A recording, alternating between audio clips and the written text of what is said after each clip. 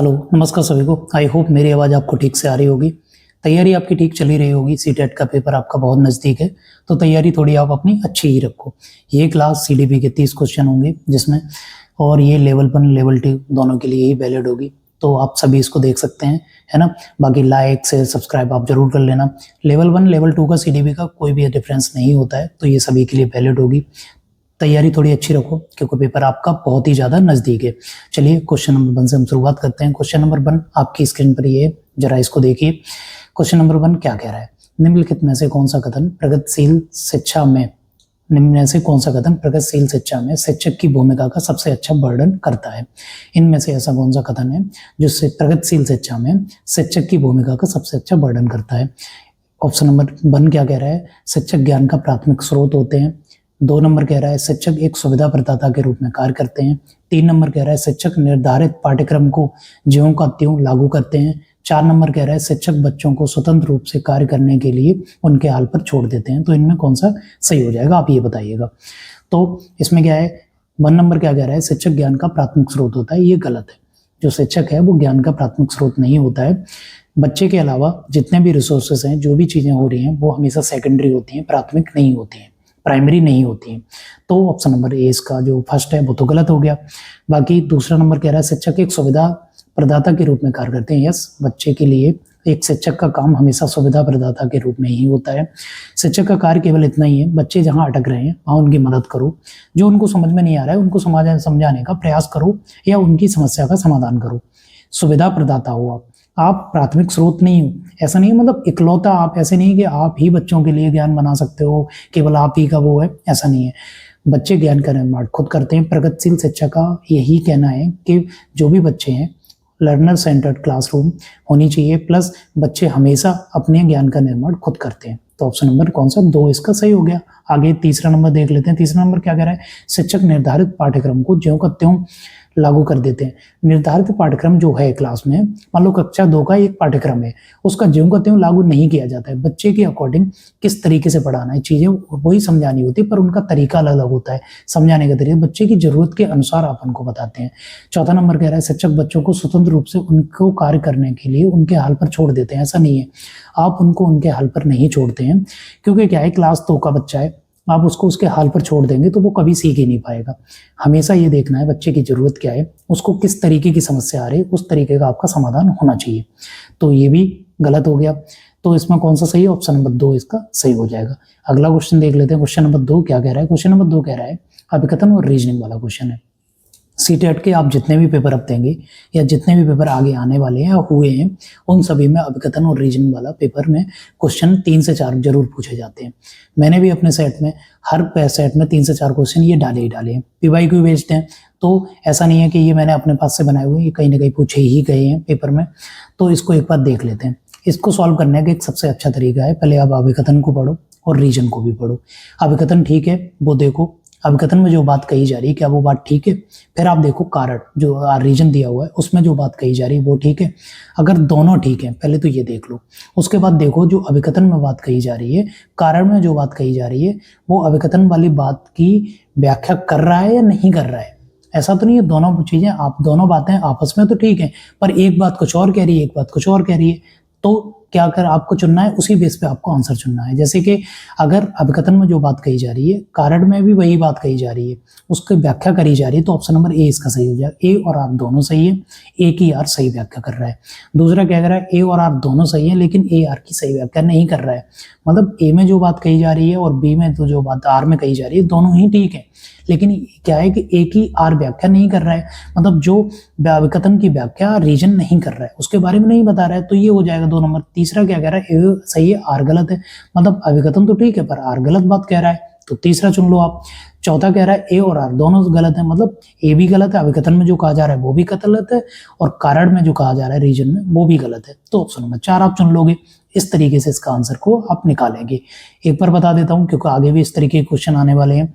तो पहला आप पढ़िए कि अभिकथन क्या रहा है। अभिकथन कह रहा है शिक्षक को बच्चों के साथ काम करते समय लगातार अपने स्वयं के दृष्टिकोण और पूर्वाग्रहों की जांच करनी चाहिए। एक शिक्षक को बच्चों के साथ कार्य करते समय या बच्चों की क्लास में क्लास कराते समय अपने स्वयं के पूर्वाग्रह या जो भी है इनके बारे में हमेशा जांच करती रहनी चाहिए और इनके बारे में अवेयर रहना चाहिए। जैसे कि ऐसा ना हो कि किसी लिंग के प्रति, ऐसा ना हो लड़के लड़कियों में आप भेदभाव कर रहे हो, यानी कि कोई पूर्वाग्रह जो आपको पहले से चले आ रहे हैं, मतलब लड़कियों तो यही कर सकती हैं, लड़के ये नहीं कर सकते, लड़के तो रोते नहीं है, लड़कियों को यही ड्रेस पहननी चाहिए। इस तरीके के पूर्वाग्रह कहीं ऐसा नहीं हो कि बच्चों पे आपके शो हो जाए वहां पे। इनकी लगातार आपको जांच करनी चाहिए। तो अभिकथन तो सही है। कारण क्या कर रहा है अब वो पढ़ लीजिए। कारण कह रहा है समस्या समाधान की प्रक्रिया कार्यात्मक स्थिरता से बाधित होती है। समस्या समाधान की जो प्रक्रिया है वो कार्यात्मक स्थिरता से बाधित होती है। ये सही है, क्योंकि क्या करते हैं, अगर आप किसी भी समस्या को आप समाधान कर रहे हैं और कार्यात्मक स्थिरता, अगर फंक्शनल फिक्सनेस अगर आपने कर रखी है, जैसे कि एक ही समस्या को, मतलब एक समस्या अलग अलग तरीके से आ रही है, आप उसको सॉल्व करने के लिए सेम पैटर्न फॉलो कर रहे हैं, तो कार्यात्मक स्थिरता आपने कर रखी है। मतलब समस्या कोई भी आ रही है, आप एक ही तरीके से बस लगे हुए हैं उसको सॉल्व करने के लिए, जबकि क्या होता है, समस्या जैसी होती है समाधान भी उसी तरीके से उसका खोजना होता है। तो ये तो सही बात है। मतलब कार्यात्मक स्थिरता अगर होगी तो समस्या समाधान आप नहीं कर पाएंगे, वो बाधित करेगी उसको। तो ये भी सही है। लेकिन ऊपर बात कही जा रही है कि क्लासरूम में शिक्षक को अपनी जो पूर्वाग्रह हैं उनसे मुक्त रहने के लिए अपनी लगातार उसकी जांच करते रहना चाहिए। ये अलग बात है। यहाँ कह रहे हैं वो समस्या समाधान करने में कार्यात्मक स्थिरता बाधित होती है, यहाँ ये कह रहा है। ये दोनों चीजें आपस में तो ठीक है, लेकिन एक दूसरे की बिल्कुल ही एक दूसरे से रिलेट नहीं कर रही हैं। दोनों बातें कही जा रही हैं वो ठीक कही जा रही हैं, पर दोनों ही बातें अलग अलग हैं। आपस में बिल्कुल भी इनका कोई रिलेशन नहीं है, दोनों ही अलग अलग बातें हैं। तो कौन सा इसका सही हो जाए, ऑप्शन नंबर 2 इसका सही हो जाएगा, जो कह रहा है ए और आर दोनों सही है, लेकिन ए जो है, मतलब ए में जो बात कही गई है वो आर उसकी सही व्याख्या नहीं कर रहा है। तो ऑप्शन में कौन सा इसका 2 सही हो जाएगा। इस तरीके से इस वाले क्वेश्चन को सॉल्व करते हैं। ध्यान रखिए थोड़ा टाइम मैंने ज्यादा जरूर लिया होगा इस क्वेश्चन में, लेकिन सॉल्व इसको इसी तरीके से आपको करना होगा।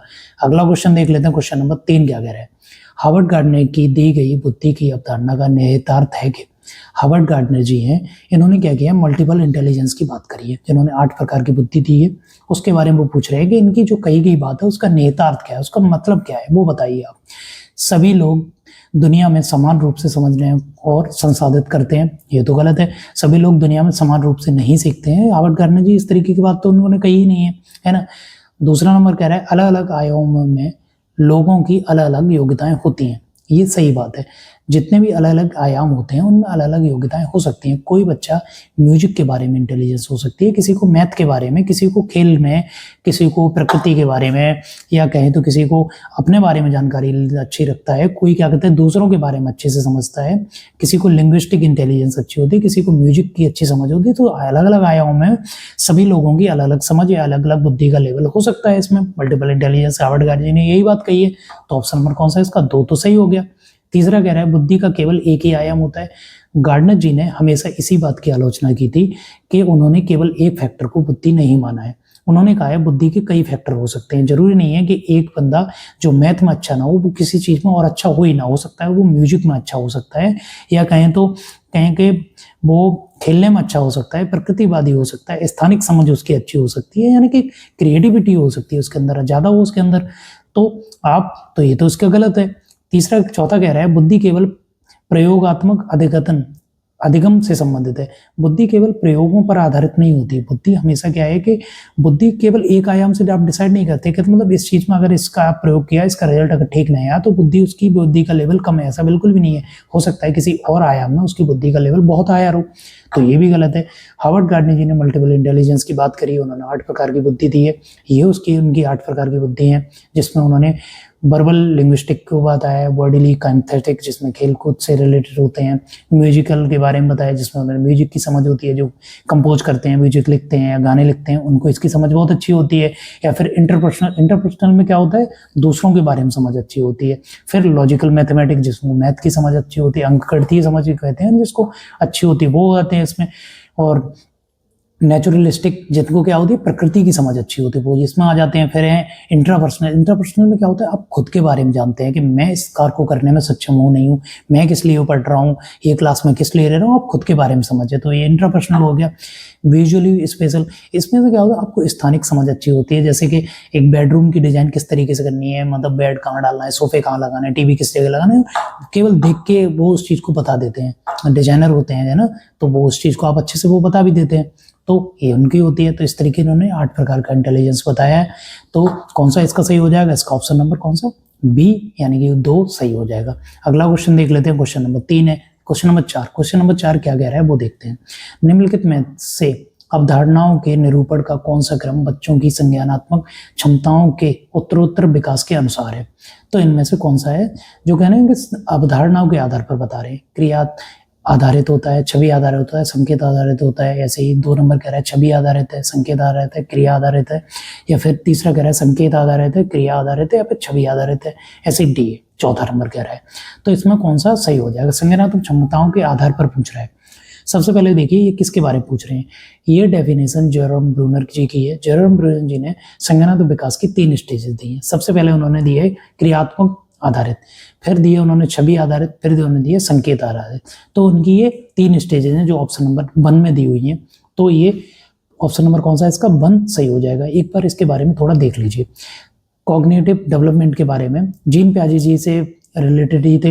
इन्होंने क्या किया? इनएक्टिव स्टेज जो बर्थ से 3 ईयर तक चलती है, दूसरी आइकॉनिक स्टेज जो 3 से 8 साल के लिए चलती है, और तीसरी है इनकी सिंबॉलिक स्टेज जो फ्रॉम एज 8 से एबव के लिए होती है। तो इन्होंने क्या किया? इनके लिए डिफरेंट चीजें बताई हैं इसके लिए। तो इसी के बारे में वो पूछ रहा था। सबसे पहले क्या करते हैं बच्चे? छू के किसी चीज को फील के पकड़ के उस तरीके से समझते हैं। फिर बच्चे क्या करते हैं? सिंबल के माध्यम से समझना शुरू करते हैं। इस चीज का सिंबल है तो ये चीज हो सकती है। इसीलिए बच्चे फिर क्या आप देखते हैं? पढ़ाई करने लगते हैं। ए का अक्षर उनको दिखाओगे तो वो ए समझ लेते हैं, ये है, ये बी है, या सी है, उनमें अंतर करने लगते हैं। फिर क्या होता है? सिंबॉलिक उसके बाद क्या होता है? उनकी ना एब्स्ट्रैक्ट थिंकिंग हो जाती है। एब्स्ट्रैक्ट थिंकिंग मतलब किसी चीज के बारे में आप बोलते हैं तो वो कल्पना कर पाते हैं उसके बारे में। तो ऑप्शन नंबर कौन सा इसका? पहला ही सही हो जाएगा।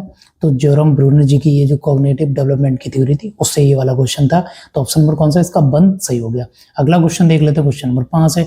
विकास के संदर्भ में निम्नलिखित में से कौन सा कथन सही है? विकास के संदर्भ में इनमें से कौन सा कथन सही है? विकास एक असतत प्रक्रिया है। सही पूछ रहा है, ये चीज ध्यान रखिए।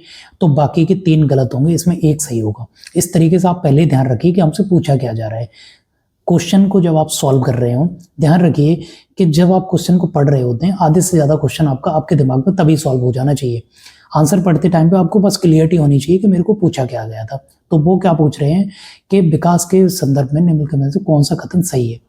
विकास एक असतत प्रक्रिया है, ये गलत है। विकास हमेशा कंटिन्यूअस होता है। विकास माँ के गर्भ में आने से लेके मरने तक बच्चे का विकास होता ही रहता है। तो ये कंटिन्यूअस प्रोसेस है। असतत प्रक्रिया मतलब रुकने वाली प्रक्रिया थोड़ी है। असतत प्रक्रिया है, ये तो गलत है। तो विकास चक्रीय तरीके से होता है और रेखीय नहीं। विकास होता है वो चक्रीय प्रोसेस से होता है, रेखिक नहीं। ये सही है। विकास जो होता है स्पाइरल होता है। स्पाइरल मतलब विकास ऐसे ऐसे ऐसे ऐसे ऐसे बढ़ता है। पहले विकास एक स्टेज तक ऊपर जाता है, उसके बाद उसको फिर दोबारा से नीचे से उसको सुदृढ़ करने के लिए, उसको दोबारा से स्थिर करने के लिए विकास धीरे धीरे धीरे 8 बनता है ना, जैसे ऐसे स्प्रिंग की तरीके स्पाइरल कार होता है वो। तो ये तो सही है। विकास विशिष्ट से सामान्य की ओर होता है, ये गलत है। विकास हमेशा सामान्य से विशिष्ट होता है, जनरल टू स्पेसिफिक होता है, ना कि स्पेसिफिक टू जनरल। हमेशा बच्चा पहले जनरल चीजें करता है, उसके बाद स्पेसिफिक करता है। जैसे पेंसिल को पकड़ने के लिए पहले पूरे हाथ का यूज करता है, उसके बाद उंगली। जनरल करना क्या है कि पूरे हाथ का यूज करना, और स्पेसिफिक क्या है कि पेंसिल को पकड़ने के लिए सिर्फ उंगली, स्पेसिफिक केवल 2 उंगलियों का यूज करना। तो ये स्पेसिफिक है। हमेशा जनरल से स्पेसिफिक ही विकास होता है। चौथा कह रहा है विकास के विभिन्न पहलू एक दूसरे से स्वतंत्र होते हैं, ये गलत है। कॉग्निटिव, सोशल, इमोशनल और फिर आपका फिजिकल, ये सारे के सारे एक दूसरे से जुड़े हुए होते हैं, हमेशा अलग नहीं होते हैं। तो ये भी गलत है। सही कौन सा है? इसका ऑप्शन नंबर 2 सही है। विकास चक्रीय तरीके से होता है, मतलब स्पाइरल होता है विकास। एक चीज को मजबूत करने के लिए पहले आगे बढ़ जाएगा, फिर उसको मजबूत करने के लिए फिर पीछे लौटेगा। तो विकास इसी क्रम में होता है और लगातार चलता रहता है। तो ऑप्शन नंबर कौन सा है? इसका 2 सही हो जाएगा। अगला क्वेश्चन देख लेते हैं, क्वेश्चन नंबर 6 है। लेव वाइगोत्स्की के अनुसार बच्चे अपने स्वयं के व्यवहार को किस प्रकार नियमित करते हैं? वाइगोत्स्की जी ने सामाजिक सांस्कृतिक जो सिद्धांत था वो उन्होंने दिया था। तो वो कह रहे हैं कि बच्चे अपने स्वयं के व्यवहार को किस तरीके से नियमित करते हैं? अनुकूलन प्रक्रिया द्वारा, ये तो गलत है। अनुकूलन प्रक्रिया द्वारा नहीं करते हैं, क्योंकि क्या है, वाइगोत्स्की जी ने इसके बारे में बात ही नहीं करी। आत्मवाक के प्रयोग द्वारा, निज वाक, वाइगोत्स्की जी ने इसी को इन निज वाक बोला है। वो कहते हैं कि बच्चे अपने आप का मतलब खुद को रेगुलेट करने के लिए, खुद को डायरेक्शन देने के लिए निज वाक करते हैं, बोल बोल के करते हैं कि अरे ये वाला कॉलम यहाँ लगाना था, अरे इस तरीके से ये वाले सवाल को सॉल्व नहीं करना था। खुद से ही बात करते हैं। तो आपको लगता है बच्चा बड़बड़ा रहा है, वो आपस में ही खुद से ही बात कर रहा होता है और अपने आप को कहते हैं वो अपने आप को रेगुलेट कर रहा होता है उससे। तो ऑप्शन नंबर 2 इसका सही हो जाएगा। और संतुलिकीकरण प्रक्रिया द्वारा, ये तो वाइगोत्स्की जी ने नहीं कहा, या फिर खुद के पुनर्बलन के प्रयोग द्वारा, ये भी गलत है। तो ऑप्शन नंबर कौन सा इसका 2 सही हो जाएगा। बच्चा खुद को आत्मक मतलब निजबाग करके खुद को रेगुलेट करता है और नियमित करता है। तो ऑप्शन नंबर कौन सा इसका 2 सही हो जाएगा वाइगोत्स्की जी के अनुसार। इसी को इन्होंने वाइगोत्स्की जी ने निजबाग भी बोला है, उन्होंने बच्चे के लिए इसको पॉजिटिव बताया है। तो ऑप्शन नंबर कौन सा इसका 2 सही हो जाएगा। अगला क्वेश्चन देख लेते हैं, क्वेश्चन नंबर 7 है। कक्षा 5वीं में बच्चों को तैरने और डूबने की अवधारणा को पढ़ाने के लिए संरचनावाद के दृढ़ विश्वास रखने वाले शिक्षक द्वारा कौन सा शैक्षणिक दृष्टिकोण अपनाया जाएगा। वो कह रहे हैं कक्षा 5 का एक बच्चा है जिसको तैरने और डूबने की अवधारणा आपको समझानी है। संरचनावाद क्लासरूम है आपकी, और एक टीचर है वो संरचनावाद को मानता है, तो वो अपने बच्चों को किस तरीके से समझाएगा। व्याख्यान विधि द्वारा, लेक्चर मेथड बिल्कुल ही गलत है, कक्षा 5 के लिए तो बिल्कुल ही गलत है। इस तरीके से आप बच्चों को तैरने और डूबने के बारे में आप व्याख्यान देंगे तो नहीं समझेगा। वीडियो दिखाकर, मतलब चित्र के माध्यम से देख तो लेगा पर इनएक्टिव रहेगा, इसमें भी पैसिव लर्निंग हो जाएगी। पावर पॉइंट प्रस्तुतिकरण द्वारा पीपीटी आप बना के दिखा देंगे, उससे भी क्या होगा कि निष्क्रिय ही रहेगा बच्चा। उसमें वीडियो तो देख लेगा, या मतलब पावर पॉइंट के जरिए प्रेजेंटेशन तो वो देख लेगा, पर निष्क्रिय रूप से ही देखेगा, तो ये भी गलत है। निर्देशित खोज, मतलब आप उसको निर्देशित खोज के माध्यम से, जिसको आप कहेंगे करके दिखा सकते हैं, या उसको खोज डिस्कवरी मेथड के थ्रू उसको बता सकते हैं। तो ऑप्शन नंबर कौन सा इसका 4 सही हो जाएगा। अगला क्वेश्चन देख लेते हैं, क्वेश्चन नंबर 8 है। निम्नलिखित में से कौन सी सार्थक सीखने के लिए एक प्रभावी स्मृति तकनीकी नहीं है। सार्थक सीखने के लिए एक प्रभावी स्मृति तकनीकी नहीं है, इनमें से कौन सी। रटने व दोहराव, ये गलत है। रटना कभी भी सही नहीं हो सकता। रटना दोहराव, आप बार बार रट के दोहराव कर रहे हैं तो क्या एक टाइम के बाद आप उसको भूल जाएंगे, आपने रट रखा है उसको, तो ये तो गलत है। स्मृति सहायक विधियां, संकल्पना, चित्रण या फिर विस्मृति दोहराव, कह रहे हैं प्रभावी स्मृति तकनीकी नहीं है, तो कौन सी है। रटना और दोहराव, ये गलत है। बाकी स्मृति सहायक विधियां, आपके मतलब मेमोरी से रिलेटेड सहायक विधियां, किस तरीके से पढ़ाना है बच्चों को। एक चीज पढ़ाने के लिए उसको उसकी खुद के जो उसका खुद की पीछे की जो प्रीवियस नॉलेज है उससे उसको जोड़ के पढ़ाएंगे, तो ये सहायक विधि हो जाएगी उसके लिए। संकल्पना, चित्रण, कॉन्सेप्ट मैपिंग कराएंगे उसकी, आप दिखाएंगे कि इस तरीके से कॉन्सेप्ट एक से एक चीजें जुड़ी हुई दिखाएंगे तो हो जाएगा। विस्तृत दोहराव, विस्तृत दोहराव का मतलब होता है समाज से जुड़ी हुई चीजें आप उनको बता रहे हैं, उनको बच्चा एक्टिव रख के आप उसको पढ़ा रहे हैं। तो ऑप्शन नंबर 4 भी इसका सही है। गलत कौन सा है। रटना और दोहराव करना, रटना किसी भी रूप से सही नहीं होता है, तो इसका कौन सा गलत हो जाएगा। ऑप्शन नंबर 1 इसका गलत हो जाएगा। अगला क्वेश्चन देख लेते हैं, क्वेश्चन नंबर 9 है। क्वेश्चन नंबर 9 कह रहा है निम्नलिखित में से कौन सा एक अच्छी तरह से तैयार किए गए आलोचनात्मक सोच वाले प्रश्न की विशेषता नहीं है। आलोचनात्मक सोच के बारे में कौन सी विशेषता नहीं है, ये पूछ रहा है उससे। यह खुला प्रश्न है और कई उत्तरों को प्रस्तुत करने की अनुमति देता है। यस, आलोचनात्मक जो प्रश्न होते हैं वो हमेशा खुले मुंह वाले प्रश्न है, एक तरीके से समझ लो। कई उत्तर हो सकते हैं, बच्चा इसमें क्रिटिकल थिंकिंग करता है, मेटाकॉग्निशन करता है, अपना कई रूपों से सोचने का प्रयास करता है, खुद खोजता है और सक्रिय भी रहता है इसमें, तो ये तो सही है। यह मुख्य रूप से तथ्यात्मक जानकारी पर आधारित होता है। क्रिटिकल थिंकिंग मुख्य रूप से तथ्यात्मक जानकारी पर आधारित नहीं होती है। हाँ, तथ्य जरूरी होते हैं, चीजों को समझने के लिए तथ्यों को जानना जरूरी होता है, लेकिन ये पूरी तरीके से इस पर आधारित नहीं होते हैं। बच्चे की खुद की समझ, किस तरीके से उसको वो कैलकुलेट कर पा रहा है, किस तरीके से उसको अपनी समझ से निकाल पा रहा है, वो भी उस पर डिपेंड करता है। तो ये तो गलत है, और गलत ही पूछा गया तो ये सही हो गया। अगला क्या कह रहा है, इसमें सूचना के विश्लेषण और मूल्यांकन की आवश्यकता होती है। सूचना का जो विश्लेषण और मूल्यांकन करने की आवश्यकता इसमें होती है। आलोचनात्मक थिंकिंग में यही तो करते हैं। बाकी यह उच्च स्तरीय सोच और समस्या समाधान कौशल को बढ़ावा देता है। उच्च स्तरीय सोच और समस्या समाधान कौशल को बढ़ावा तो इसमें मिलता ही मिलता है। तो ऑप्शन नंबर 4 भी इसका सही हो गया। गलत कौन सा है, क्योंकि ऑप्शन नंबर 2 यह मुख्य रूप से तथ्यात्मक जानकारी पर आधारित होता है, ये इसका गलत है। तो ऑप्शन में कौन सा इसका 2 सही हो गया। क्यों सही हो गया, क्योंकि पूछा गलत है, तो 2 नंबर इसका गलत था। चलिए अगला क्वेश्चन देख लेते हैं। क्वेश्चन नंबर 10 है। क्वेश्चन नंबर 10 क्या कह रहा है, अभिकथन और रीजनिंग वाला फिर आ गया आपका। मैंने पहले ही बता दिया किस तरीके से इसको सॉल्व करना है। चलिए अभिकथन को पहले पढ़ लेते हैं। अभिकथन कह रहा है विविध सांस्कृतिक पृष्ठभूमि से छात्रों की जरूरतों को पूरा करने के लिए कक्षा शिक्षक को संस्कृत रूप से उत्तरदायी होना चाहिए।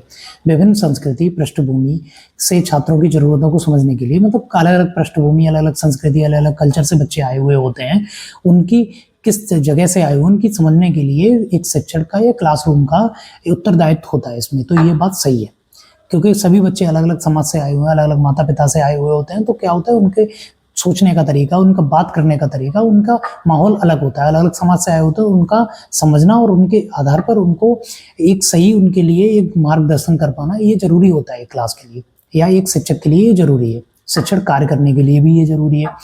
कारण इसका क्या कह रहा है, कक्षा में समानता केवल मानकीकृत पाठचर्या व आकलन के द्वारा सुनिश्चित की जा सकती है। तो ये गलत है। कक्षा में जो समानता है वो आप स्टैंडर्डाइज करिकुलम के द्वारा निर्धारित नहीं कर सकते, क्योंकि क्या है कि सभी बच्चे अलग हैं, इंडिविजुअली डिफरेंसेस का आप ध्यान रखेंगे तो क्या है करिकुलम फिर बदल जाता है। क्योंकि क्या है कि किसी बच्चे को देखने में कठिनाई हो रही है तो उसको आप आगे बैठा के पढ़ाएंगे, ना कि आप उसको पीछे बैठने को बोलेंगे। किसी बच्चे को सुनने में कठिनाई हो रही है तो आप ध्यान रखेंगे कि आप उसको विजुअली ज़्यादा चीज़ें दिखाएं, क्योंकि क्या है वो सुन नहीं पा रहा है तो देख पा रहा है ठीक से। तो क्या है कि हर बच्चे के अकॉर्डिंग करिकुलम थोड़ा थोड़ा चेंजेस होते रहते हैं और ये टीचर को करना भी पड़ता है। अगर आप मानकीकृत पाठ्यक्रम को लागू कर देंगे, स्टैंडर्डाइज करिकुलम लागू कर देंगे जो सभी के लिए समान होगा, तो जिन बच्चों को जिस लेवल की जरूरत होगी उसके आधार पर वो डिसाइड हो ही नहीं पाएगा, तो ये तो गलत हो गया। तो ऑप्शन नंबर कौन सा इसका सही हो जाएगा, ये ऑप्शन नंबर इसका 3 सही हो जाएगा। ए तो सही है लेकिन आर गलत है, आर कारण भी गलत है और आप जो बात वो कह रहा है वो भी गलत है उसकी। तो ऑप्शन नंबर कौन सा इसका 3 सही हो जाएगा।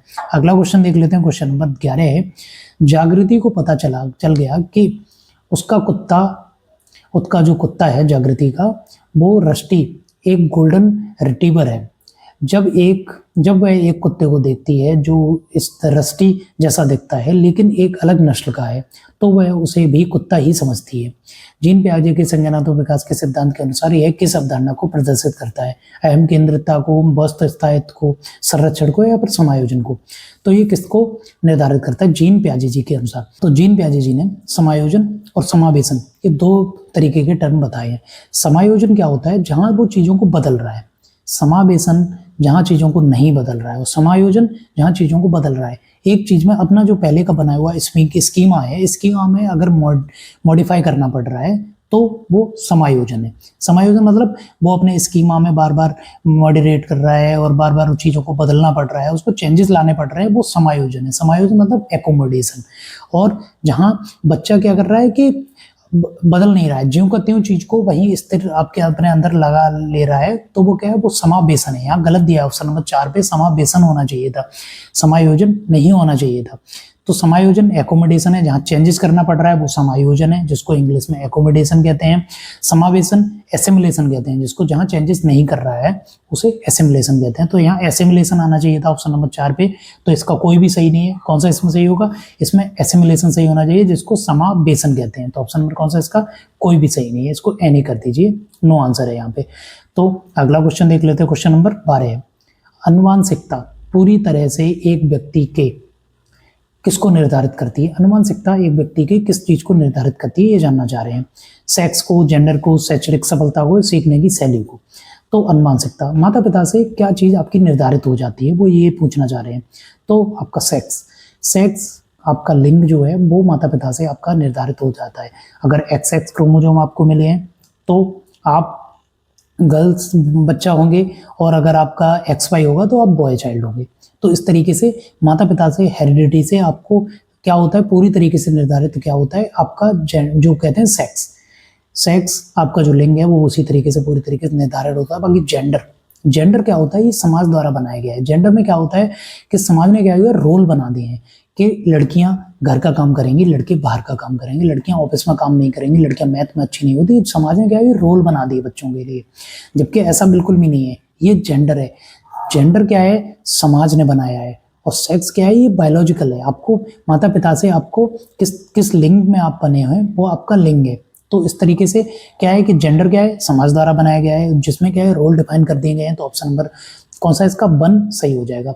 जेंडर के बारे में बना देते। तीसरा नंबर कह रहा है शैक्षणिक सफलताएं किस तरीके का आपका माहौल मिला है, तैयारी कितनी अच्छी से की थी, आपने पढ़ाई करी भी थी नहीं करी थी, ये शैक्षिक सफलता से निर्धारित होता है। तो ये हेरिडिटी से तो निर्धारित नहीं होगा। समाज कैसा मिला है, आपका करिकुलम कैसा रहा है, पढ़ाया किसने अच्छे से, स्कूल कितनी बार गए हो, स्कूल गए भी हो नहीं भी गए हो, तो शैक्षणिक सफलताएं उस पर निर्धारित करती हैं। सीखने की शैली क्या है कि आपने किस तरीके से सीखा है आपने, तो वो हेरिडिटी पे तो डिपेंड नहीं करेगा ना। तो ऑप्शन नंबर 4 भी इसका गलत है। सही कौन सा है, ऑप्शन नंबर 1 इसका सही है। जो आपका सेक्स है उसको निर्धारित आपकी हेरिडिटी करती है। तो ऑप्शन कौन सा इसका ए सही हो जाएगा। अगला क्वेश्चन देख लेते हैं। क्वेश्चन नंबर 13 है, शिक्षकों को कक्षा में प्रश्न पूछने पर ध्यान देना चाहिए और निर्देशन देने के बजाय उन्हें प्रश्न पूछने के लिए प्रोत्साहित करना चाहिए। तो ये क्या है, अभिकथन कह रहा है, अभिकथन कह रहा है शिक्षक को कक्षा में प्रश्न पूछने पर ध्यान देना चाहिए और निर्देशन देने के बजाय उन्हें प्रश्न पूछने के लिए प्रोत्साहन देना चाहिए। हमेशा बच्चों को आप निर्देश मत देते रहिए, उनको प्रश्न पूछने के लिए प्रोत्साहित करो। तो ये तो सही बात है। कारण क्या कह रहा है, बाल केंद्रित शिक्षा शास्त्र का अर्थ है कि कक्षा में बच्चों की आवाज को महत्व देना और उनकी प्रतिभागिता को सुनिश्चित करना। तो कारण भी सही है और कारण जो है आर वो एक ही सही व्याख्या भी कर रहा है। कक्षा में बाल केंद्रित शिक्षा का ये अर्थ ही है कि बच्चों की आवाज को आप महत्व दें, बच्चा जो बोल रहा है उसकी आवाज को आप सुने, उसको महत्व दें। और क्या है कि जो वो कह रहा है उसकी प्रतिभागिता है जो उसको सुनिश्चित करें, उसका सहयोग लें, उसकी सिर्फ आपको एक फैसिलिटेटर के तौर पे ही काम करना है, एक सुविधा प्रदाता के रूप में आपको कार्य करना होता है। तो ऑप्शन नंबर कौन सा इसका आर भी सही है, कारण भी सही है। ए में जो कही गई बात है कारण उसकी व्याख्या भी कर रहा है कारण, तो इसका ऑप्शन नंबर कौन सा ए सही, वन सही हो जाएगा। ए और आर दोनों सही है, ए की आर सही व्याख्या भी कर रहा है। तो ऑप्शन नंबर कौन सा इसका ए वन सही हो जाएगा। अगला क्वेश्चन देख लेते हैं। क्वेश्चन नंबर 14, दोहरा व बारंबारता किए जाने वाला व्यवहार किसकी विशिष्टता पहचान है। मतलब बार बार दोहरा रहा है, बारंबारता कर रहा है, तो ये किसकी विशिष्ट पहचान है। तो स्वलीन क्रम विकार की है, अधिगम या फिर अधिगमात्मक विकलांगता की है। ऑप्शन नंबर 3 है ध्यान न्यूनता अतिक्रियाशीलता विकार की है। ऑप्शन नंबर 4 है मस्तिष्क पक्षाघात की है। तो ये किसके बारे में कह रहा है, तो ये स्वलीन क्रम विकार की है, जिसे आपको ऑटिज्म कहते हैं। ऑटिज्म क्या होता है कि बच्चा ना किसी चीज को बार बार दोहराता रहता है, खिलौने को बार बार जोड़ता रहेगा सेम तरीके से, बार बार एक ही चीज को लिखता रहेगा। इसकी चीजों इसमें क्या होता है, इसको डिस्टर्ब हो जाता है, इसके सामान को आप इधर से उधर रख दो, ये बहुत ज्यादा विचलित हो जाता है। इस तरीके के बच्चे बहुत ज्यादा परेशान रहते हैं। ऑटिज्म बहुत डेंजरस चीज है ना। बाकी इसका ऑप्शन नंबर 1 इसका सही हो जाएगा। दोहराव और बारंबारता किसमें क्या होता है, स्वलीन क्रम विकार में होते हैं, जिसको ऑटिज्म कहते हैं। इसके बारे में थोड़ा देख लीजिए, इसके पीछे का कारण क्या होता है। स्वलीनता या ऑटिज्म, ऑटिज्म का जिसे ASD कहते हैं, ये एक न्यूरोलॉजिकल और विकासात्मक विकार है, डेवलपमेंटल डिसऑर्डर है। विकार इसका जो इस तरीके के जिन बच्चों को ऑटिज्म होता है, इसका सबसे प्रमुख लक्षण यह होता है कि इसके प्रभावित बच्चे एक ही तरह के व्यवहार को बार बार दोहराते हैं, स्टीरियोटाइप्ड होता है और रिपीटिव बिहेवियर करते हैं। जैसे अपने हाथों को बार बार हिलाना, एक ही शब्द को बार बार बोलना, या किसी खास खिलौनों या वस्तु को बार बार एक ही क्रम में लगाना। इसके अलावा इन्हें सामाजिक बातचीत, सोशल कम्युनिकेशन करने में भी परेशानी होती है, ये बाहर इंटरेक्ट नहीं कर पाते हैं और इन्हें बहुत ज़्यादा समायोजन करने में कठिनाई होती है। ये ऑटिज्म वाले बच्चों का मेनली फीचर्स होते हैं, यानी इस तरीके से इनको पहचाना जा सकता है। तो ऑप्शन नंबर कौन सा इसका 1 सही हो जाएगा। अगला क्वेश्चन देख लेते हैं। क्वेश्चन नंबर 15 कह रहा है शिक्षार्थी अधिगम प्रक्रिया में व्यस्त और सक्रिय रूप से शामिल महसूस करते हैं जब शिक्षार्थी क्लास की प्रक्रिया में अपने आप को मतलब कहते हैं सक्रिय रूप से प्रस्तुत पाते हैं या फिर सक्रिय रूप से शामिल महसूस होना पाते हैं। तो कब गतिविधियां उनके संदर्भ से संबंधित होती हैं तब, या फिर अधिगम का बल दोहराव और रटने पर होता है, फिर शिक्षार्थियों की सामाजिक भावनाएं आवश्यकताओं की उपेक्षा की जाती है, फिर उन्हें पूर्व ज्ञान को पृथक किया जाता है और नकारा जाता है। तो इसमें कौन सा सही हो जाएगा। एक शिक्षार्थी है वो क्लास के साथ कब अपने आप को जुड़ा हुआ मानेगा, ये पूछ रहा है वो। गतिविधियां उनके संदर्भ से संबंधित होती हैं, ये बिल्कुल ही सही है। एक शिक्षार्थी के रूप में जैसे मैं ये क्लास करा रहा हूँ आपको, इस क्लास को अगर मैं CTET के लिए ये क्लास करा रहा हूँ आपको, सितंबर में आपका पेपर है, मैं वो वाले क्वेश्चन करवा रहा हूँ या ऐसी बात कर रहा हूँ जो आपके लिए मतलब आपसे जुड़ी हुई नहीं है, आपके पेपर से जुड़ी नहीं है, फालतू की बात कर रहा हूँ मैं, यहाँ न्यूज़ सुनाने बैठ जाऊँ आपको। तो इससे आप यहाँ क्या कर रहे हैं, आप अपनी तैयारी करने के लिए आए हैं, आप यहाँ न्यूज़ सुनने नहीं आए हैं। अगर मैं वो बताने लगूंगा तो ये आप क्या है कि आप जिस लिए आए हैं उससे आपके जुड़ी हुई बात नहीं कर रहा हूँ मैं। आपका जो संदर्भ है, आपका संदर्भ क्या है, आपको CTET पास करना है, उसके लिए आप ये क्लास कर रहे हैं।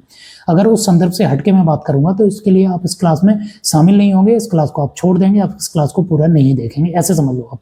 तो ये तो सही बात है। वो कह रहा है अधिगम का बल दोहराव और रटने पर होना चाहिए। दोहराव और रटने पे ये क्लास मैं आपको करवा रहा हूँ, इसको क्लास को करवाने का सिर्फ एक मोटिव है। मैं जानता हूँ इस टाइप का क्वेश्चन जरूर नहीं पूछा जाए, पर क्या है इस तरीके की समझ अगर आप विकसित कर लेंगे अपने अंदर, तो आप जब आपके सामने इस तरीके का पेपर आएगा, शब्दों के साथ थोड़ा हेर फेर भी किया जाएगा, तो आपको समझने में आसानी रहेगी और आप उसको आंसर निकाल लेंगे वहां से। तो ये क्या है, रटने पर दोहराव नहीं कराना होता है। ऑप्शन नंबर 2 का गलत होगा। तीसरा कह रहा है शिक्षार्थी की सामाजिक भावनाएं आवश्यकताओं की उपेक्षा की जाती है। उपेक्षा नहीं करनी होती है। शिक्षार्थी की जो आवश्यकताएं उनका हमेशा ध्यान रखा जाता है।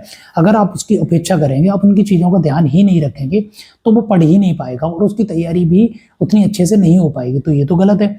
उनके पूर्व ज्ञान को पृथक किया जाता है और उन्हें नकारा जाता है। बच्चों का ज्ञान, जो भी पूर्व ज्ञान है, अपने घर से सीखा है, समाज से सीखा है, बच्चों से सीखा हुआ है, किसी और स्कूल से आए हो वहां से सीखा है, उनको आप अलग नहीं करते हैं, पृथक नहीं करते, अलग नहीं कर देते, उनको नकार तो सकना ही नहीं है। आपके करिकुलम को पूरी तरीके से डिजाइन करना, आपकी क्लासरूम डिजाइन करना, प्रस्तावना बनाना, क्वेश्चन पेपर बनाना, हमेशा उनकी बच्चों की जो प्रीवियस नॉलेज है उसको ध्यान में रखकर ही ये सारा किया जाता है। अगर आप बच्चों की प्रीवियस नॉलेज को ध्यान में नहीं रखेंगे तो बच्चे की उससे जुड़ी हुई आगे ज्ञान आप पढ़ा ही नहीं पाएंगे उसका। तो ऑप्शन नंबर 4 भी इसका गलत है। सही कौन सा है? बच्चों का जो कॉन्टेस्ट है उससे जुड़े की ही आप हमेशा क्लास का निर्माण करेंगे और उसी तरीके से आप क्लास को चलाएंगे भी। तो ऑप्शन नंबर 1 इसका सही हो जाएगा। अगला क्वेश्चन देख लेते हैं। क्वेश्चन नंबर 16, आमतौर पर सीखने की अक्षमता कठिनाइयों वाले बच्चों में होती है। सीखने की अक्षमता के बारे में पूछ रहा है। नज़र कमजोर होने के कारण पढ़ने में परेशानी होती है, अपनी भावनाओं को नियंत्रित करने में समस्या होती है, एक जैसे दिखने वाले अक्षर वर्ड को लेकर भ्रम होता है। ऑप्शन नंबर 4 कह रहे हैं मानव बुद्धि परीक्षणों के माध्यम से निदानित बहुत कम बुद्धि लब्धि होती है। तो क्या होता है कि वो पूछ रहे हैं सीखने में अक्षमता कठिनाइयों के बारे में वो पूछ रहा है। क्वेश्चन नंबर 16 का कौन सा सही हो जाएगा? ऑप्शन नंबर कौन सा? इसका 3 सही हो जाएगा। एक जैसे दिखने वाले अक्षरों को समझने में कठिनाई होती है। डब्ल्यू को एम पढ़ लेना है ना, बी को डी पढ़ लेना। कहते हैं कि जिस तरीके के बच्चे उसके सामने है, ये डिस्लेक्सिया के बारे में सवाल है। उसमें क्या होता है, बच्चों को बर्तनी संबंधी विकार होता है, उसको अक्षरों को समझने में कठिनाई होती है। तो ऑप्शन में कौन सा इसका? तीसरा सही हो जाएगा। अगला क्वेश्चन देख लेते हैं। क्वेश्चन नंबर 17 है, ऐसे बच्चे जिन्होंने बहुत कम उम्र में गंभीर मानव सामाजिक अभाव का अनुभव किया है, आमतौर पर उनके विकास में देरी या बाधा उत्पन्न होती है। जिन बच्चों ने छोटे उम्र में मतलब उन्होंने बहुत ज़्यादा कोई मतलब गंभीर रूप से कोई ऐसी चीज़ देख रखी है या उनको अच्छे से उनका विकास करने के लिए उनको माता पिता की तरफ से इस तरीके से टॉर्चर हुआ है या समाज से या किसी भी तरीके से, तो क्या होता है उनके विकास में देरी या बाधा आ जाती है। और पुनर्वास के बावजूद विकास में कुछ क्षेत्रों में सुधार अधीनस्थ होने की संभावना होती है।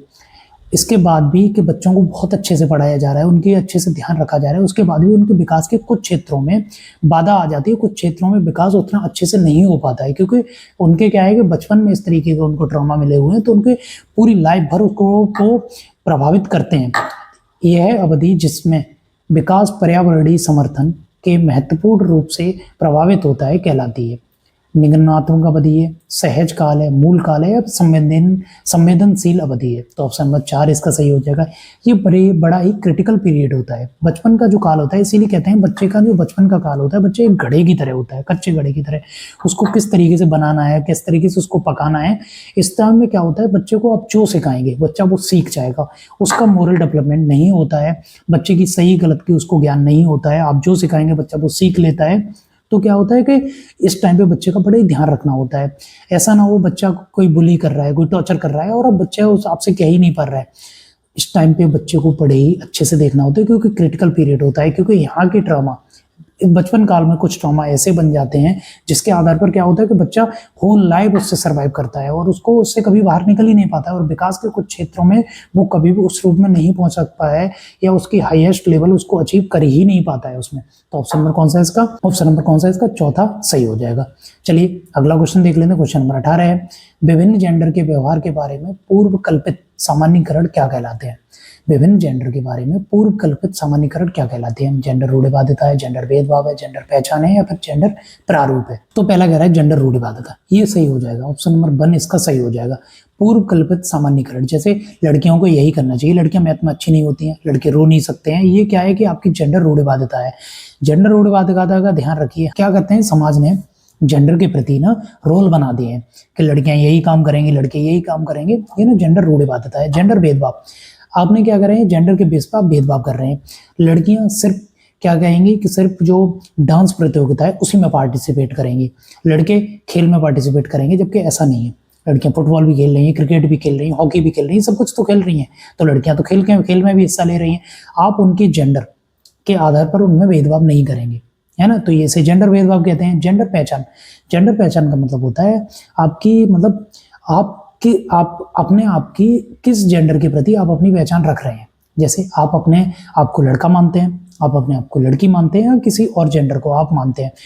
कई बार ऐसा देखा जाता है कि जन्म आपका एक बॉय के रूप में हुआ है, लेकिन आप अंदर से फील आपको बॉय वाली फीलिंग नहीं है आपके अंदर से। तो आप आइडेंटिटी क्या है, इसी के आधार पर आजकल आप देख रहे हैं कि जो लड़के हैं वो लड़की की आइडेंटिटी ले लेते हैं, ऑपरेशन हो जाते हैं, प्लास्टिक सर्जरी करवा लेते हैं, वो लड़की का, क्योंकि क्या है कि उनको वो फील होता ही नहीं है।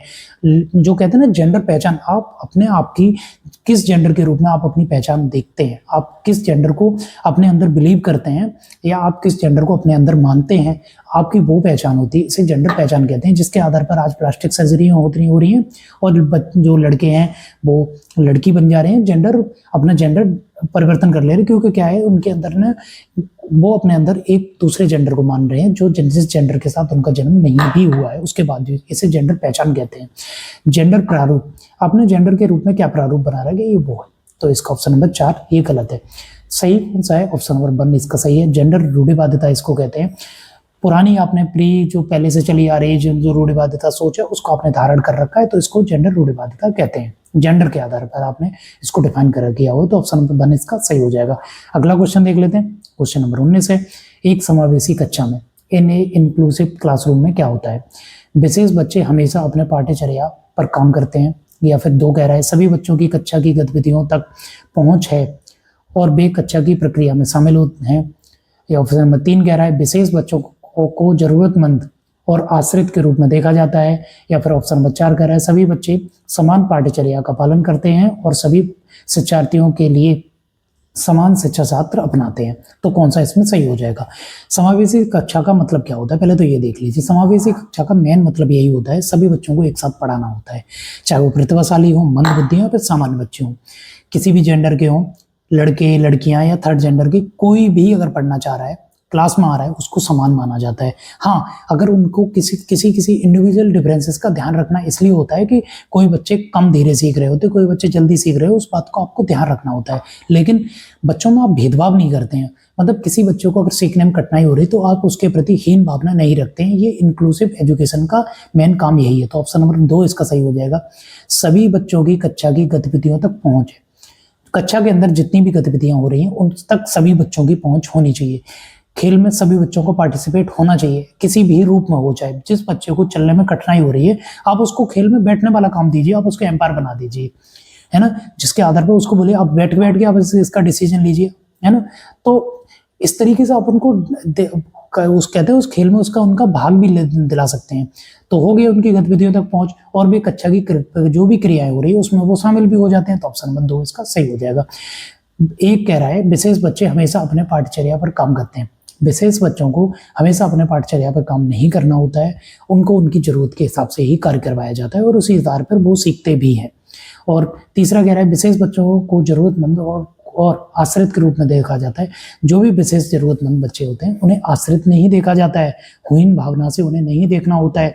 गिफ्टेड बच्चे होते हैं, है ना, तो उनको ना हमेशा आप, हाँ, उनके प्रति आप थोड़ी सम्मान की भावना रखो। ऐसा नहीं है कि आप उनको हीन भावना से देख रहे हो। तो ऑप्शन नंबर 3 भी इसका गलत हो जाएगा। चौथा कह रहा है सभी बच्चे समान पाठ्यचर्या का पालन करते हैं और सभी शिक्षार्थियों के लिए समान शिक्षा शास्त्र अपनाया जाता है। स्टैंडर्डाइज करिकुलम, स्टैंडर्डाइज क्लास नहीं चलानी होती है सभी के लिए, सभी बच्चे अलग होते हैं, कोई भी 2 लोग एक जैसे नहीं हो सकते। जब ये बात क्लियर है, इंडिविजुअली डिफरेंसेस नाम की चीज अगर आ चुकी है, अगर होती है, तो आप सभी को एक तरीके से नहीं पढ़ा सकते, एक ही लकड़ी से नहीं हाँक सकते। तो ऑप्शन नंबर 4 इसका गलत हो गया। तो इसका ऑप्शन नंबर कौन सा सही है, ऑप्शन नंबर 2 इसका सही है। अगला क्वेश्चन देख लेते हैं। क्वेश्चन नंबर 20 है, आलोचनात्मक सोच वाले प्रश्न पूछने का प्राथमिक उद्देश्य क्या है। आलोचनात्मक टाइप के प्रश्न पूछने के लिए उसका प्राथमिक उद्देश्य क्या होता है। What is the primary purpose of asking critical thinking question. छात्रों को क्रियात्मक ज्ञान विकसित करने में सक्षम बनाता है, या फिर छात्रों के ज्ञान और समझ कौशल का आकलन करने के लिए होते हैं। उच्च स्तरीय सोच या समस्या समाधान कौशल को बढ़ावा देना होता है, फिर छात्रों की जानकारी याद रखने के लिए प्रोत्साहित करते हैं। ध्यान रखिए, आलोचनात्मक सोच किसी चीज के बारे में क्रिटिकल थिंकिंग करने के लिए वो कहते हैं प्राथमिक उद्देश्य इस चीज का क्या होता है। छात्रों को प्रक्रियात्मक ज्ञान विकसित करने की सक्षम बनाना होता है, ये गलत है। प्रक्रियात्मक ज्ञान सक्षम नहीं कराना होता है, फंक्शनल चीज़ें नहीं इतनी ज़्यादा इसमें क्रिटिकल थिंकिंग में नहीं होती हैं। छात्रों के ज्ञान और समझ कौशल का आकलन करने के लिए, ज्ञान और समझ कौशल का आकलन तो इससे हो ही जाता है, लेकिन ये इसका प्राथमिक उद्देश्य नहीं है। उच्च स्तरीय सोच और समस्या समाधान कौशल को बढ़ावा मिलता है, ये सही है। बच्चे की higher level thinking skill develop होती है, उच्च स्तरीय सोच बढ़ती है, उसके अंदर किसी चीज़ के बारे में किस तरीके से सोचा सकता है, मेटा कॉग्निशन उसके दिमाग में बढ़ती है, दिमाग का लेवल बढ़ता है। इससे इसे आलोचनात्मक थिंकिंग कहते हैं। जैसे कि किसी भी चीज़ का सिर्फ एक पक्ष नहीं देख रहा हो। मान लो किसी बच्चे को अगर आप कोई ऑफर दे रहे हैं कि आप ये देखिए, तो आप उसका वो हिडन पर्पज भी उसका वो जान रहा हो कि अगर मेरे को ये फायदा दिया जा रहा है तो इसका हिडन पर्पज भी क्या हो सकता है, मेरे को बदले में क्या देना पड़ सकता है, या ये मेरे से क्या चाह रहा है। इस तरीके की जब क्रिटिकल थिंकिंग बच्चे के अंदर आ जाती है तो इसे हायर लेवल थिंकिंग स्किल उसकी डेवलप होती है। तो ऑप्शन में कौन सा इसका तीसरा सही हो जाएगा। छात्रों को जानकारी याद रखने के लिए प्रोत्साहित करना चाहिए। याद रखने के लिए प्रोत्साहित नहीं करना होता है। अगर वो समझ लेगा तो याद तो पहले भी रह जाएगी, वैसे भी उसको वो रह ही जाएगी याद, अगर उसने अच्छे से उसको समझ रखा है। तो ऑप्शन नंबर चौथा भी इसका गलत है। अगला क्वेश्चन देख लेते हैं। क्वेश्चन नंबर 21 है, सामाजिक संरचनावादियों के अनुसार अधिगम की प्रक्रिया के बारे में निम्नलिखित में से कौन सा कथन सही है।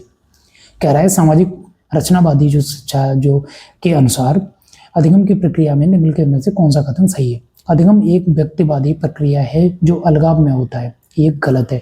अधिगम एक व्यक्तिवादी प्रक्रिया जो अलगाव में होता है, ये गलत है, क्योंकि ये अलगाव में नहीं होता है। अधिगम केवल कक्षा या औपचारिक शिक्षक विन्यास में होता है। अधिगम पूरी तरीके से औपचारिक नहीं होता है, अनौपचारिक सबसे ज्यादा अधिगम अनौपचारिक ही होता है।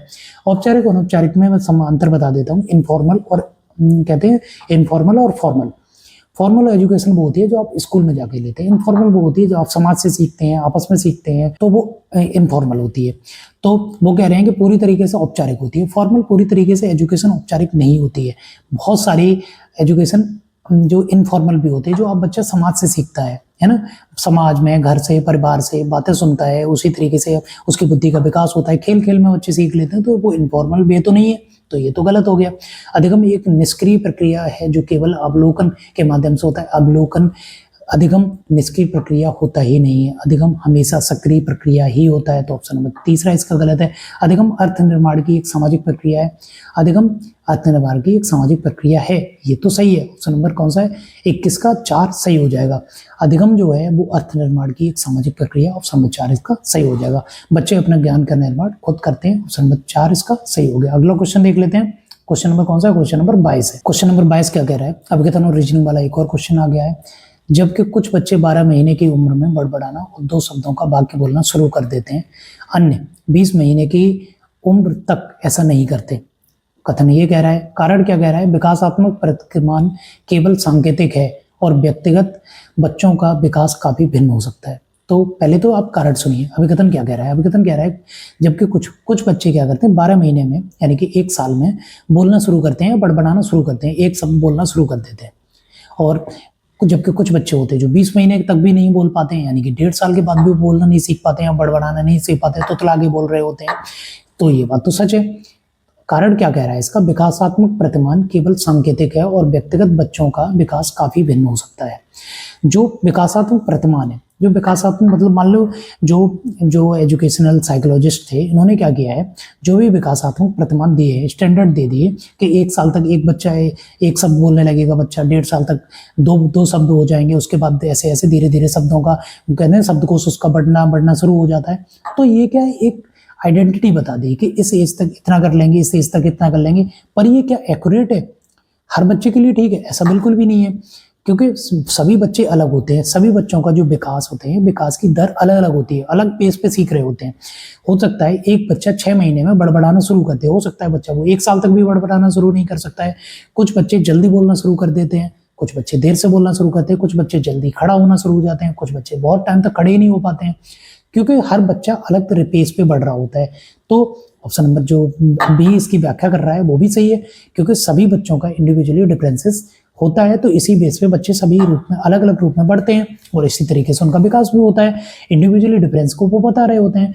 जो विकासात्मक प्रतिमान है वो केवल संकेत है, एक संकेत मात्र है कि 2 से 7 वर्ष का बच्चा इस तरीके का होगा। अब मान लो प्याजी जी ने अपनी 4 स्टेजेस दी हैं, तो क्या है 2 से 7 वर्ष की जो प्री स्टेज है, क्या प्री स्टेज वाले बच्चे में एकदम एक्यूरेट फिक्स चीजें होती हैं? 7 वर्ष क्या होता है कि 7 वर्ष के बाद ये क्या बच्चा के अंदर वो चीजें नहीं रह सकती? ऐसा नहीं है। तो क्या है कि जो इन्होंने स्टेजेस दे दी हैं, ये कोई कहते हैं कि सार्वभौमिक सत्य नहीं है।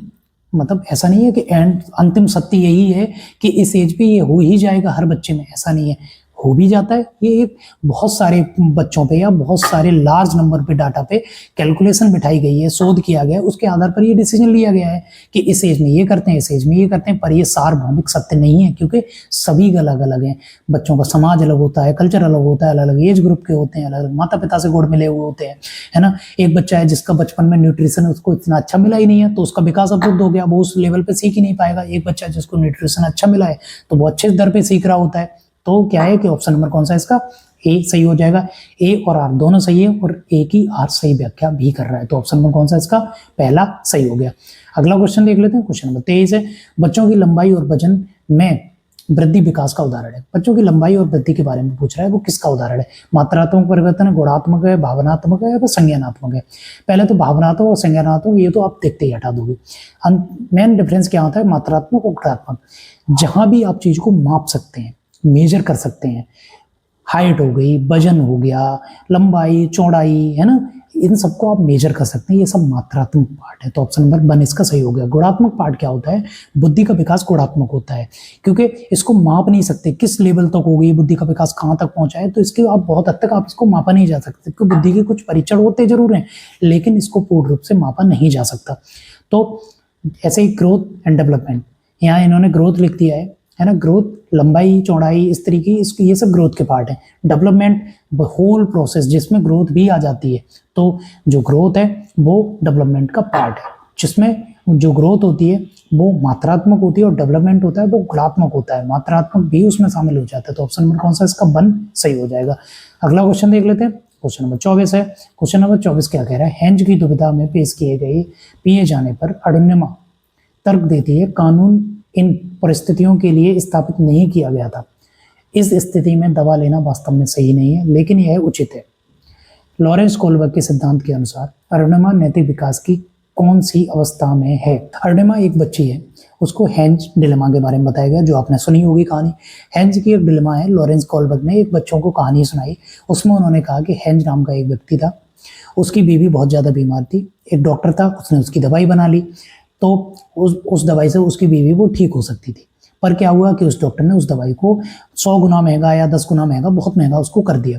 उस हेंज के पास उसने पैसे नहीं थे, वो उसको नहीं दे पाता था, नहीं दे सकता। उसने डॉक्टर से रिक्वेस्ट करी कि मुझे ये दे दो। उसने कहा मैंने इसको बनाया है, मैं इसको नहीं दूंगा, मतलब मेरी बनाई हुई चीज़ है, मैं इसको क्यों दूँ, मेरे को इतना पैसे इसके लिए चाहिए, मेरी रिसर्च है, मैंने बनाया है इसको। हेंज ने क्या किया, उस चीज़ की पहले उसने मांगा, उसने नहीं दी, उसने उसको चोरी कर लिया। इसके आधार पर वो बच्चों से सवाल पूछते हैं, वो कहते हैं क्या चोरी करना ठीक था? हेंज ने जो किया वो ठीक था, या फिर डॉक्टर जो कर रहा था वो ठीक था? तो इस तरीके से बच्चों के वो सारे एज ग्रुप के उन्होंने बच्चे बिठाए हुए हैं, तो उसके आधार पर वो देख रहे हैं कि बच्चे किस तरीके की क्रिटिकल थिंकिंग कर पा रहे हैं, उसको सोच पा रहे हैं, उसी के बारे में ये क्वेश्चन है। अरुणिमा कहती है कानून इन परिस्थितियों के लिए स्थापित नहीं किया गया था। जो कानून है वो इन परिस्थितियों के लिए स्थापित नहीं किया गया था। क्यों? क्योंकि वो कहती है कि आप कानून को अपने नियम अपने आधार पर बदल नहीं सकते। आप उसको, कानून का पालन सभी को करना होता है, चाहे वो किसी भी तरीके से करा जाए। तो वो पूछ रहा है कि अरुणिमा का विकास का स्तर, अरुणिमा किस विकास के स्तर पर है? लॉरेंस कोलबर्ग ने जो मोरल डेवलपमेंट की जो थ्योरी दी थी उसमें उन्होंने बताया है जो विकास के उन्होंने लेवल 3 दिए और स्टेजेस 6 दिए। तो उनकी ये सेकंड लेवल है, सेकंड लेवल का 4th स्टेज है। 4th स्टेज में क्या होता है? सामाजिक सरोकार और विवेक। ऑप्शन नंबर 1 इसका सही हो जाएगा। जो लॉ एंड ऑर्डर ओरिएंटेशन है उसके अंदर ये आता है, जिसमें क्या होता है कि किसी भी स्थिति में आपको लॉ को मानना ही पड़ेगा। समाज लॉ के आधार पर ही चलेगा। समाज अगर लॉ नहीं मानेगा तो समाज में फिर किसी भी तरीके से चीजें सुचारू रूप से चल ही नहीं पाएंगी। तो अरुणिमा का लेवल ये है। तो ऑप्शन नंबर कौन सा है इसका? 1 सही हो जाएगा। तो वो क्या कहती है कि उसका मानना है कि अगर लॉ एंड ऑर्डर आपको मानना ही होगा, चोरी करना गलत बात है, मतलब क्योंकि ये ऑर्डर के खिलाफ है। तो इसका ऑप्शन नंबर कौन सा है? इसका 1 सही हो जाएगा। अगला क्वेश्चन देख लेते हैं, क्वेश्चन नंबर 25 है। 25 क्या कहता है? प्रतिभाशाली बच्चे के संदर्भ में निम्नलिखित में से कौन सा कथन सही है? एक प्रतिभाशाली बच्चा है, उसके आधार पर इनमें से कौन सा कथन सही हो जाएगा? प्रतिभाशाली बच्चे सीखने में सीखने की अक्षमता के जोखिम से मुक्त होते हैं। क्या कह रहा है, प्रतिभाशाली जो बच्चे हैं वो सीखने की अक्षमता के जोखिम से मुक्त होते हैं। क्या प्रतिभाशाली बच्चों को डिसलेक्सिया नहीं हो सकता? क्या प्रतिभाशाली बच्चों को डिस्कैल्कुलिया नहीं हो सकता? डिस्ग्राफिया नहीं हो सकता? होता है। कुछ बच्चों को हो सकता है लिखने में कठिनाई हो, लेकिन वो प्रतिभाशाली हो सकते हैं। तो ये तो बिल्कुल ही गलत हो गया। ऑप्शन नंबर 2 कह रहा है प्रतिभाशाली बच्चे निश्चित रूप से शैक्षणिक, सामाजिक और भावनात्मक सभी क्षेत्रों में उत्कृष्टता प्राप्त करते हैं। ये बिल्कुल ही गलत है। प्रतिभाशाली बच्चे जरूरी नहीं है शैक्षणिक उनके नंबर हर सब्जेक्ट में अच्छे ही आ रहे हो, या फिर जो बच्चे जिनके नंबर बहुत अच्छे आ रहे हो वो समाज में उनकी नैतिकता बहुत अच्छी हो, ये बिल्कुल भी ठीक नहीं है। या फिर वो भावनात्मक रूप से हिले हुए ना हो सकता है वो दूसरे के इमोशन को समझते ही ना हो, वो दूसरा कोई इमोशनल बहुत ज्यादा हो रखा है उसकी मजाक बना रहे हो, तो ये तो बिल्कुल ही गलत है। ऑप्शन नंबर 3 कह रहा है प्रतिभाशाली छात्र हमेशा खुश, लोकप्रिय और अच्छी तरह से समायोजित होते हैं। ऐसा बिल्कुल भी नहीं है। समायोजित करना उनके लिए कभी कभी कठिन भी हो जाता है, क्योंकि क्या होता है उनकी जो बुद्धि का लेवल होता है वो बहुत ज्यादा होता है ना। तो वो क्या होता है जो सामान्य बच्चों के साथ अगर आप उसी लेवल के टास्क दे रहे हैं तो उनको समायोजन में बहुत ज्यादा कठिनाई होती है, ये भी गलत है। चौथा कह रहा है प्रतिभाशाली छात्र अन्य छात्रों की तुलना में अपेक्षाकृत उन्नति गति से करते हैं। प्रतिभाशाली छात्र होते हैं जो अन्य बच्चे, सामान्य बच्चे हो गए या मंदबुद्धि वाले बच्चे, उनके आधार पर और उनको अगर आप देखेंगे तो उनकी जो सीखने की गति है वो ज़्यादा ही अधिक होती है। इसीलिए वो देखते हैं आप बोर हो जाते हैं आपकी क्लासरूम में, आपको लगता है ये बच्चा सीख नहीं रहा है। तो कारण कभी कभी ये भी देखा जाता है कि हो सकता है वो बच्चा प्रतिभाशाली हो, उसको सीखने में आपकी क्लास में कठिनाई आ रही हो, तो आप क्या करेंगे उस बच्चे के अकॉर्डिंग ही वो टास्क बनाएंगे, उसकी लेवल के अकॉर्डिंग उसको पढ़ाने का प्रयास करेंगे और उसकी जो समस्या है उसका समाधान आप उसी रूप में करने का प्रयास भी करेंगे। तो ऑप्शन नंबर कौन सा इसका 4 सही हो जाएगा। ये अन्य बच्चों जो सामान्य बुद्धि या मंदबुद्धि वाले बच्चे हैं उनसे उन्नति इनकी अधिक होती है। तो ऑप्शन में कौन सा इसका 4 सही हो जाएगा। अगला क्वेश्चन देख लेते हैं, थोड़े ही क्वेश्चन बचे हुए हैं, लाइक शेयर सब्सक्राइब आप कर लेना। 30 क्वेश्चन का सेट है, पेपर 1 पेपर 2 दोनों के लिए ही है। लाइक शेयर सब्सक्राइब आप जरूर कर लेना, आप ही का चैनल है, पूरा वीडियो देखा करिए आप। चलिए क्वेश्चन नंबर अगला देख लेते हैं। क्वेश्चन नंबर 26 है। 26 कह रहे हैं जीन पियाजे के अनुसार निम्नलिखित में कौन सी क्षमताएं पूर्व संक्रियात्मक अवस्था की विशेषताएं। जीन पियाजे जी के अनुसार निम्नलिखित में से कौन सी पूर्व संक्रियात्मक अवस्था की विशेषताएं। जीन पियाजे जी ने संज्ञानात्मक अवस्था की 4 स्टेजेस दी है। कौन सी? सबसे पहले उन्होंने सेंसरी मोटर दी है जो 0 से 2 साल के लिए होती है, फिर प्री ऑपरेशनल है जो यहाँ दी हुई है जो 2 से 7 वर्ष के लिए होती है, कंक्रीट ऑपरेशनल होती है जो 7 से 11 के लिए होती है, और फॉर्मल ऑपरेशन होती है जो 11 से अबव के लिए होती है। उसके आधार पर उन्होंने कुछ चीजें बताई हैं कि इस एज में ये चीज होती है, इस एज में ये चीज होती है। तो उसके आधार पर वो पूछ रहा है प्री ऑपरेशनल स्टेज में बच्चे की जो एबिलिटी है वो क्या कहती है। वर्गीकरण और क्रमबद्धता यानी कि सीरियलाइजेशन और सेंट्राइजेशन ये किस स्टेज में होता है वो पूछ रहा है। संरक्षण और अमूर्त चिंतन, नकल और प्रतिवर्तीयता और प्रतीकात्मक खेल और जीववाद, तो वो पूछ रहा है प्री ऑपरेशनल स्टेज का पार्ट कौन सा है। वर्गीकरण और क्रमबद्धता ये कंक्रीट ऑपरेशनल का पार्ट है। बच्चा यहाँ क्या है कि चीज़ों को क्रम में लगाना, सीरियसन करना, इस तरीके का कुछ चीज़ें बच्चे को आ जाती हैं। तो ऑप्शन नंबर 1 क्या है, ये 3rd स्टेज का पार्ट है, तो इसका तो नहीं है। संरक्षण और अमूर्त चिंतन, अमूर्त चिंतन लिखते ही आप फॉर्मूला स्टेज पर पहुंच जाना चाहिए, 11 से अबव के लिए होती है। ये ऑप्शन नंबर ये और उनकी स्टेज 4 का पार्ट था, तो ऑप्शन नंबर 2 का ये नहीं था। तीसरा कह रहा है नकल और प्रतिवर्ती। नकल और प्रतिवर्ती कहते हैं चीजों को अपलटा भी बन, मतलब बर्फ पानी बन सकती है, पानी बर्फ बन सकती है। ये कब आता है, ये भी कंक्रीट स्टेज में आता है बच्चे के अंदर। तो ऑप्शन नंबर 3 भी सही नहीं है, तो ये तीसरे लेवल का ही था। ऑप्शन नंबर 4 प्रतीकात्मक खेल और जीववाद, ये प्री ऑपरेशनल स्टेज का पार्ट है जिसमें बच्चे क्या करते हैं, प्रतीकात्मक खेल खेलते हैं। जैसे आपने देखा होगा लकड़ी के गट्टे से बच्चे गाड़ी समझ के उसको खेलते हैं, या आपने देखा होगा गुड्डा गड़िया का खेल खेलते हैं, डॉक्टर खेलते हैं। जीववाद यानी कि बच्चों को चोट लग जाती है, चाहे टेबल से उनको चोट लगी होती, चोट आप टेबल को थप्पड़ मार देंगे, आप कह लो इसको भी मार दिया मैंने, तो उनको लगता है हाँ बदलाव हो गया मेरा पूरा। तो जीववाद इसमें होता है इनको, क्योंकि वो उनको लगता है इसको भी इसकी बदले का इसका मिल गया, इसको सजा मिल गई, तो अब मेरा बदलाव हो गया पूरा। तो ऑप्शन नंबर 4 इसका सही हो जाएगा। ये और इनकी 2nd स्टेज की ये करेक्टरिस्टिक्स थी, तो ऑप्शन नंबर कौन सा इसका 4 सही हो गया।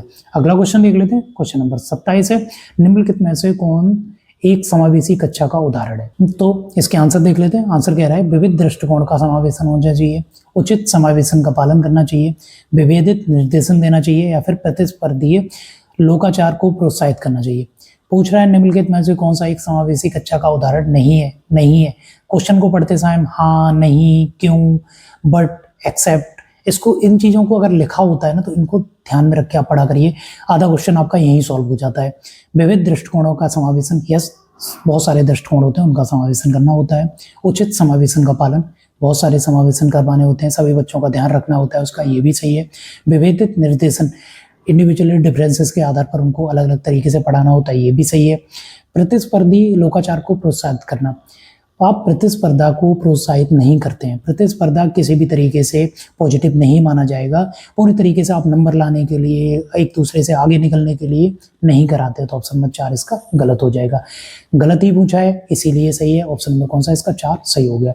अगला क्वेश्चन देख लेते हैं, क्वेश्चन नंबर 5 है, नहीं क्वेश्चन नंबर 28 है, सॉरी। क्वेश्चन नंबर 28 क्या कह रहा है, कोलबर्ग के नैतिक विकास की किस अवस्था में बच्चों का तर्क कानून की नैतिकता के इर्द गिर्द घूमता है? कोलबर्ग की कौन सी अवस्था में कानून के इर्द गिर्द घूमता है उसका? तो ऑप्शन नंबर पहला कह रहा है पूर्व पारंपरिक नैतिकता, दूसरा कह रहा है पारंपरिक नैतिकता, तीसरा कह रहा है विषम नैतिकता और चौथा कह रहा है स्वायत्ता नैतिकता। तो ऑप्शन क्वेश्चन नंबर 28 का कौन सा सही हो जाएगा आपको ये बताना है। तो ये कन्वेंशनल स्टेज का पार्ट है। कन्वेंशनल स्टेज में बच्चा क्या होता है, पूरी तरीके से उसको लगता है कि पूरी तरीके से कानून से होती है, कानून के तहत ही सारी चीज़ें चल रही होती हैं। मतलब अगर कोई चीज़ गलत है तो उसको दंड मिलना चाहिए, कोई चीज़ अगर किसी ने गलती करी है तो उसको दंड मिलना ही चाहिए, मतलब पूरी तरीके से लॉ को मानना ही होता है। तो ऑप्शन नंबर कौन सा इसका दूसरा सही हो जाएगा। अगला क्वेश्चन देख लेते हैं, क्वेश्चन नंबर 29 है। क्वेश्चन नंबर 29 क्या कह रहा है, विकास के किस पहलू में तर्क, चिंतन और समस्या समाधान की व्याख्या की जाती है? विकास का ऐसा कौन सा पहलू है जिसमें तर्क, चिंतन, समस्या समाधान की व्याख्या की जाती है? सामाजिक विकास है, संज्ञानात्मक विकास है, नैतिक विकास है या फिर गतिक विकास है?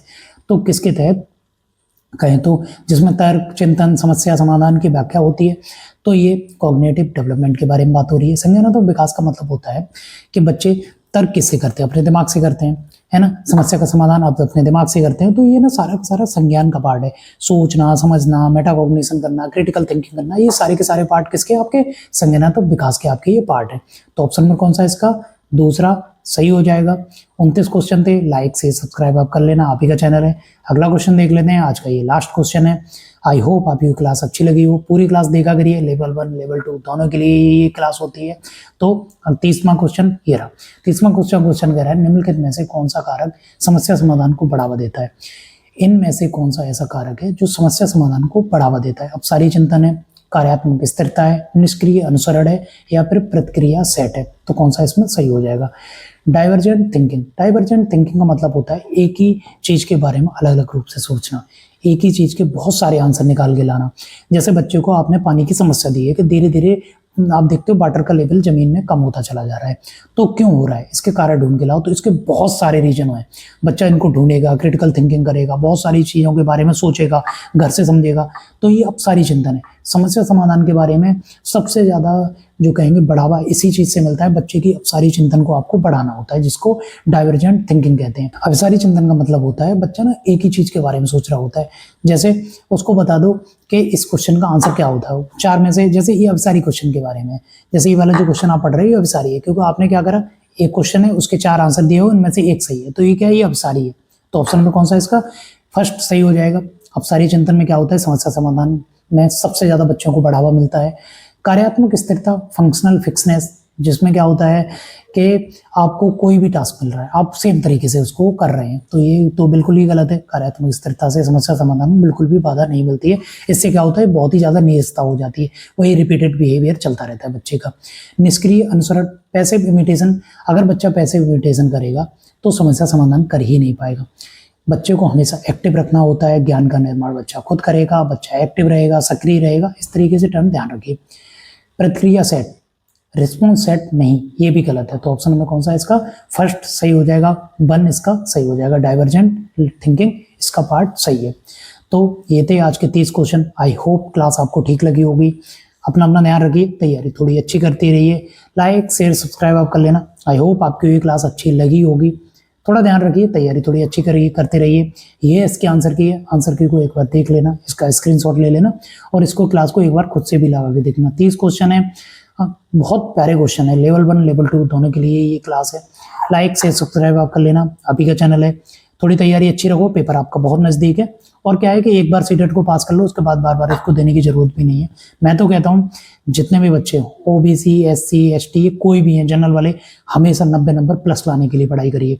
90 नंबर से कम लाने के लिए आप सोचिए मतलब मैं 82 पे हो जाएगा मेरा, ये सोचो ही मत। 90 नंबर प्लस लेके आओ, क्योंकि क्या है कि यहाँ तैयारी अगर आपकी थोड़ी सी भी अच्छी होगी ना, बाद में चल के आपको, यूपी से हो तो सुपर टेट दोगे, दिल्ली में DSSB का PRT का एग्जाम होता है, ये सारे एग्जाम होते हैं जिनमें क्या है पेपर बहुत अच्छे पूछे जाते हैं।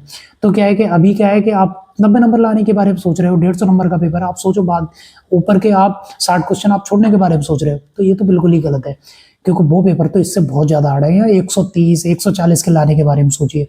सिर्फ पास होने के बारे में सोचोगे, उन्हीं बच्चों का पेपर रुक जाता है जो सिर्फ पास होने के लिए सोचते हैं। उन बच्चों का पेपर बहुत अच्छा होता है जो पास होने के बारे में नहीं, बल्कि ज्यादा से ज्यादा नंबर लाने के बारे में सोच रहे होते हैं। तो अपना ध्यान रखिए, तैयारी अच्छी रखिए। आई होप आपको क्लास अच्छी लगी होगी। लाइक से सब्सक्राइब आप कर लेना। अपना ध्यान रखिए, अपने माता पिता का ध्यान रखिए और उनकी बात माना करिए। तैयारी अच्छी रखिए। I hope. चलिए आज की क्लास यहीं तक थी। Thank you. बहुत जल्दी नेक्स्ट क्लास में हम मिलते हैं। Good luck. Thank you. Have a nice day. Thank you.